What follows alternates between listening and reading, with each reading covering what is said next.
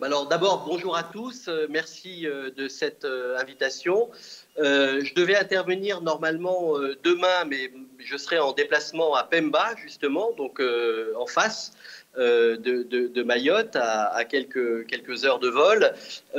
Donc je suis avec Pierre Séjourné, qui est le chef du service économique de l'ambassade, et qui sera également avec vous, lui, demain. Voilà. Donc, on m'a demandé de dire quelques mots sur la situation du Mozambique et les perspectives de développement pour Mayotte. Le sujet est vaste. Donc, j'aimerais juste souligner quelques points et puis éventuellement répondre à d'éventuelles questions. Donc, tout d'abord, vous dire que le Mozambique, qui a passé sa période électorale en fin d'année dernière, connaît donc 4 années de stabilité devant lui, enfin 4 et demi encore. Et le chef de l'État qui a été réélu donc, mène son programme avec un certain nombre de priorités, parmi lesquelles tout d'abord la renégociation et la reprise du dialogue avec le FMI, qui est un thème important après le scandale des dettes cachées en 2013-2014 qui a éclaté en 2016, qui a entraîné la rupture avec la communauté des bailleurs. Le deuxième sujet qui nous intéresse directement, c'est évidemment le développement des projets gaziers au large, donc entre Mayotte et le Mozambique, avec depuis donc un an l'arrivée du français Total qui a repris les parts d'Anadarko dans l'un des 3 projets de développement du gaz. Également, un troisième sujet qui nous occupe ici à l'ambassade, c'était bien sûr le développement de la dimension régionale de notre relation avec les îles de l'océan Indien en matière d'économie bleue, de sécurité maritime, de coopération. Et le quatrième sujet, c'est évidemment la promotion de la francophonie, la coopération culturelle, la coopération en matière de développement avec l'Agence française de développement et l'éducation-formation. Donc sur tous ces sujets, nous essayons de développer les liens avec Mayotte, la Réunion. Ça fait partie du plan d'action de l'ambassadeur qui a été validé par le ministre des Affaires étrangères, qui s'est déplacé au Mozambique, donc juste avant le déclenchement de la crise sanitaire à la fin du mois de février de cette année. Et c'est un sujet sur lequel nous tous ici, tous les services de l'ambassade, sommes impliqués. Alors, c'est pas facile. Il ne vous aura pas échappé que les liaisons aériennes entre Mayotte et le Mozambique sont particulièrement compliquées, que la crise sanitaire a rendu évidemment les choses impossibles depuis quelques mois, et surtout que le centre de décision du Mozambique, qui est un pays quand même relativement centralisé, à Maputo, est à quasiment 2500 km du Cabo Delgado. Voilà. Donc ça, c'était mon premier point. Le deuxième point, bon, l'évolution de la crise sanitaire du Covid-19. Alors, on ne parle pas de deuxième vague ici au Mozambique, on est toujours dans la première, mais qui frappe actuellement Maputo, puisque la capacité hospitalière publique est actuellement saturée. On a un certain nombre de membres du gouvernement, dont le ministre de la Santé, le ministre de la Défense, qui sont positifs et qui sont actuellement en isolement.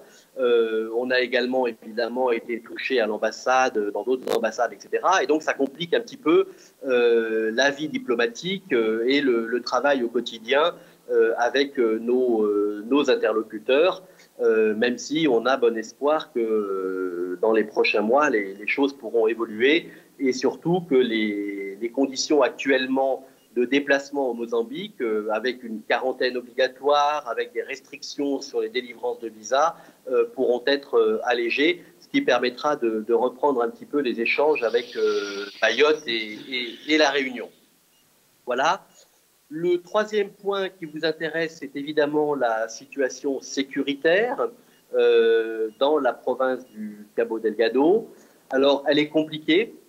Vous avez pu voir au cours des derniers mois et même des dernières semaines donc, la multiplication des attaques de groupes terroristes d'inspiration djihadiste, avec notamment au mois d'août la prise de la petite ville de Mocimboa da Praia, dans le Cabo Delgado. Il y a eu d'autres attaques au cours des dernières semaines, notamment une attaque à la frontière côté tanzanien, mais revendiquée par des groupes qui étaient du Mozambique, probablement pour faire pression sur la Tanzanie qui avait et a des velléités de venir secourir son grand voisin au sud. Également, il y a eu une autre attaque il y a quelques jours dans la ville d'Olumbe, donc à 20 km seulement de la péninsule d'Afungi. Donc on sent une pression qui est relativement constante, qui se renforce sur le développement des projets gaziers, sur la ville surtout de Palma, qui est isolée, puisque la route reliant Pemba, le chef-lieu, à Palma, est coupée. Alors coupée par des ponts qui se sont effondrés, mais ils sont en cours de réparation, et puis surtout coupée du fait des problèmes sécuritaires, qui fait que les entreprises de développement des projets gaziers transitent désormais par voie maritime, mais c'est évidemment le cas également de l'aide humanitaire apportée par les différentes ONG et le système des Nations Unies, le PAM, le HCR, puisqu'on compte aujourd'hui dans la province entre 250 000 et quasiment 300 000 déplacés internes, ce qu'on appelle des IDP, Internal Displaced People, qui ont fui les violences dans 4 des chefs-lieux nord-ouest, nord-est, pardon, de la province du Cabo Delgado. Voilà. Mon quatrième point, c'est la vision de la relation un peu entre le Mozambique et Mayotte, pour nous ici à l'ambassade. Alors, ce qu'il faut savoir, c'est que, je l'ai dit, mais le développement de cette relation fait vraiment partie des priorités de l'ambassadeur et des différents chefs de service de l'ambassade. Bon. Donc ça, c'est le premier point, mais qui se traduit très concrètement dans le cadre de l'ensemble de nos contacts avec les entreprises françaises qui investissent au Mozambique. Alors, dans les projets gaziers, évidemment, mais ça va au-delà. Sur des incitations, des pressions à essayer de travailler davantage avec nos entreprises et nos institutions qui sont présentes à Mayotte. C'est également un choix et une priorité politique au niveau parisien, puisque ma hiérarchie au ministère des Affaires étrangères, le ministre, mais également le ministère de l'Outre-mer, et vous le savez bien sûr, ont placé le développement de cette relation à tous les niveaux, politique, commercial, comme une priorité de la coopération entre la France et le Mozambique. Alors, ce n'est pas simple, pour des raisons évidemment logistiques, pour des raisons pratiques que vous connaissez, pour des raisons politiques également, puisque le Mozambique formellement soutient les positions de l'Union africaine en relation à Mayotte, aux îles Éparses, qui compliquent évidemment notre relation bilatérale avec ce pays. Néanmoins, on a affaire ici, et ce n'est pas le cas, je sais, partout dans la région, avec des interlocuteurs qui sont d'abord pragmatiques et qui voient surtout leur intérêt en termes de développement commercial et de business. Bon. Un autre élément qui va peut-être faciliter les choses et nous ouvrir une fenêtre d'opportunité, c'est que le Mozambique vient d'officialiser, il y a quelques semaines, sa candidature pour devenir membre non permanent du Conseil de sécurité des Nations Unies pour la période 2023-2024. Bon. Le pays a reçu l'appui des États membres de la SADC lors du sommet virtuel de Maputo, au cours duquel le président Nyusi a pris la présidence formelle de la SADC pour les 12 prochains mois. Et normalement, le soutien de l'Union africaine devrait être confirmé en début d'année prochaine à l'occasion du prochain sommet qui se tiendra, je crois, début février, probablement virtuel, à Addis Abeba.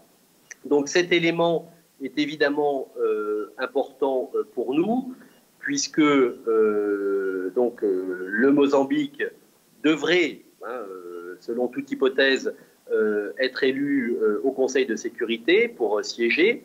Il remplacerait l'Afrique du Sud, qui siège actuellement pour les années 2020, 2021, enfin 21-22 au Conseil de sécurité.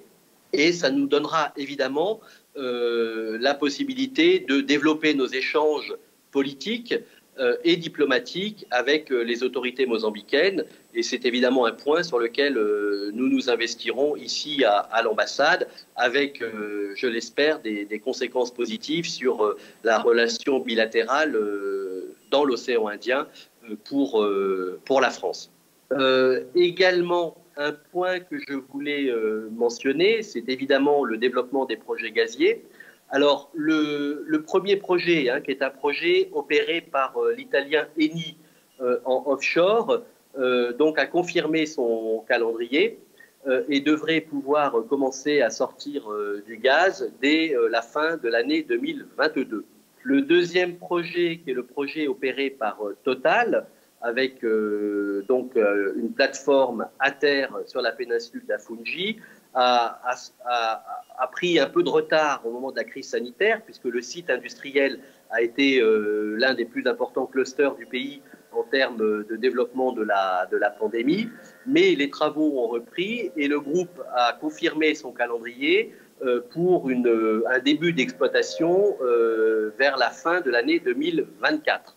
Alors, ceci, évidemment, si la situation sécuritaire ne se dégrade pas et permet à l'entreprise de continuer le développement de son projet. Le troisième méga projet, puisque Eni Total, on parle à peu près de 33 milliards et demi de dollars d'investissement. Le troisième, qui est un projet piloté par l'américain Exxon, 25 milliards d'investissement également, a pris du retard. L'entreprise américaine a décalé sa décision finale d'investissement et on pense que cette dernière pourrait intervenir avec 2 ans de retard, peut-être davantage, mais en tout cas pas avant l'année 2022.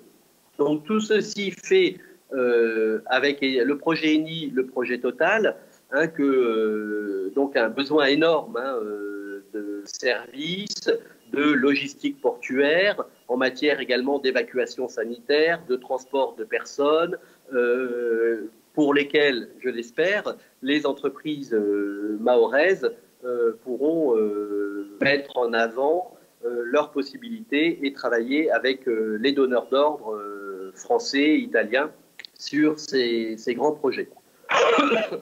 Je voulais attirer votre attention également sur le risque de difficultés dans la mise en œuvre des développements et des échanges avec Mayotte. Bon, vous le savez, enfin, ici à l'ambassade, donc on est en contact avec les entreprises françaises au Mozambique. Bon, elles ont reçu des messages pour leur demander de travailler avec Mayotte. Je sais qu'il y a certains projets qui sont actuellement en cours d'études avec des possibles développements, je l'espère, qui pourront être confirmés prochainement. En même temps, ces entreprises me font retour parfois de difficultés qu'elles rencontrent, que j'aimerais mentionner. Alors, je sais que les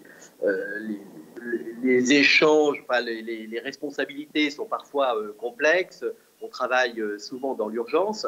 Néanmoins, je trouve qu'elles méritent d'être mentionnées.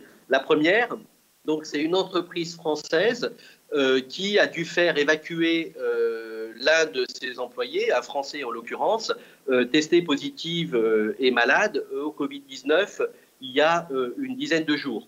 Donc, l'entreprise a demandé à pouvoir faire évacuer ce compatriote sur Mayotte, puisque donc on essaye de positionner Mayotte du fait de sa proximité des sites gaziers, également comme une plateforme logistique en matière médicale et hospitalière. Malheureusement, la DGAC de Mayotte n'a pas répondu positivement à la demande de l'entreprise. Enfin, en tout cas, elle n'a pas répondu tout court, dans des délais suffisamment rapides. Et donc, l'entreprise a été obligée, dans l'urgence, de trouver une autre solution vers l'Afrique du Sud. Bon, alors c'est évidemment dommage et ça complique un petit peu les choses.